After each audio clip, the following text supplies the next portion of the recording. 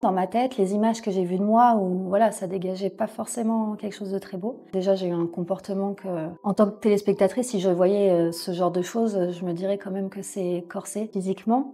Je lui ai pas plu. Je m'appelle Ludivine, j'ai bientôt 35 ans. Je me suis inscrite à l'émission, Mariée au premier regard. Salut Ludivine, est-ce que tu peux nous expliquer exactement ce que tu recherchais en t'inscrivant dans cette émission? Je recherchais en fait une personne qui avait les mêmes aspirations que moi, de ce que je recherchais dans ma vie. D'accord, mais tu peux nous en dire plus? Quelqu'un qui avait une envie d'une relation sérieuse et de construire un foyer. J'avais du mal à trouver ça dans mes relations jusqu'à présent. On veut bien que tu approfondisses. Alors, Estelle le dit pendant notre coaching. Elle me dit que voilà, je suis une personne entière, mais que je suis un peu dure avec moi-même et qu'il faut que je montre aussi plus mon côté protecteur, qui prend soin de l'autre. On le sent pas forcément. Après, il faut savoir que vu que la finalité de notre expérience est un divorce par rapport au fait que Raphaël est bloqué sur voilà, une partie plus négative de ma personnalité, il faut tout de suite amener le sujet vers cette finalité. Donc, on n'a pas 36 épisodes de diffusion non plus, donc il faut que notre expérience, malheureusement, soit montrée vers le prisme qui va, du coup, arriver à cette finalité qui est négative. Ça ne veut pas dire que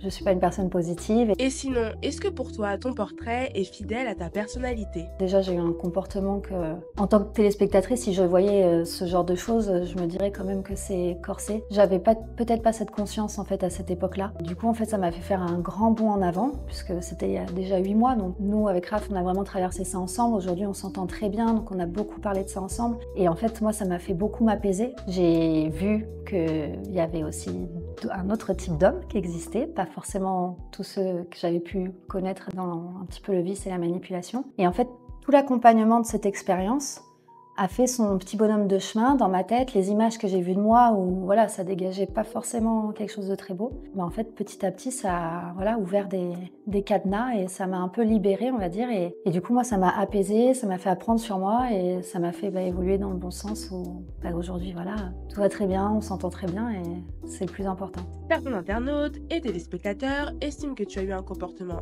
exécrable, voire excessif. Qu'en penses-tu? Si j'avais pu faire cette expérience avec la personne que je suis aujourd'hui.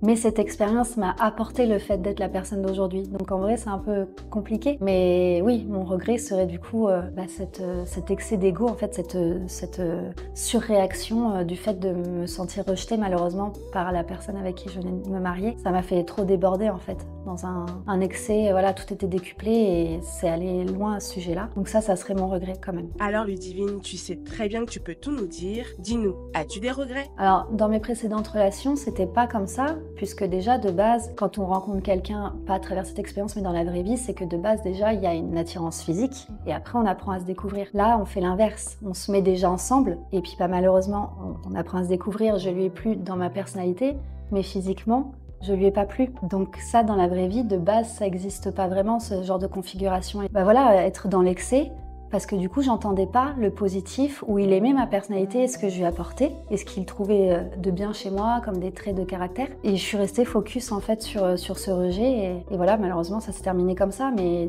du coup, non, dans la vraie vie, mes relations sont certes avec des hommes pas très positifs, mais où ce genre de situation ne se produit pas. Et tes proches, est-ce qu'ils t'ont reconnu dans l'émission? Ah non, non. Et ce qu'ils ont reconnu de moi, c'est le fait que je sois une personne qui prenne les choses à cœur, qui soit sensible. Mon tempérament quand même assez, on fait la comparaison, le feu et l'eau. C'est vrai que je suis une personnalité très intense. Ça, ils ont reconnu. Par contre, l'excès, ils ont compris, eux, que c'était parce que j'ai été dans un contexte particulier, beaucoup de fatigue. Et aussi, il faut se dire qu'on ne se met jamais en colère pour rien comme ça d'un coup. Il y a eu des éléments déclencheurs qui m'ont fait aussi être en colère. Donc, ils ont compris tout simplement. Et que penses-tu de la relation Marie-Jérémy qui fait beaucoup parler en ce moment? Alors, avec Marie, on a découvert qu'on était de base dans notre vie.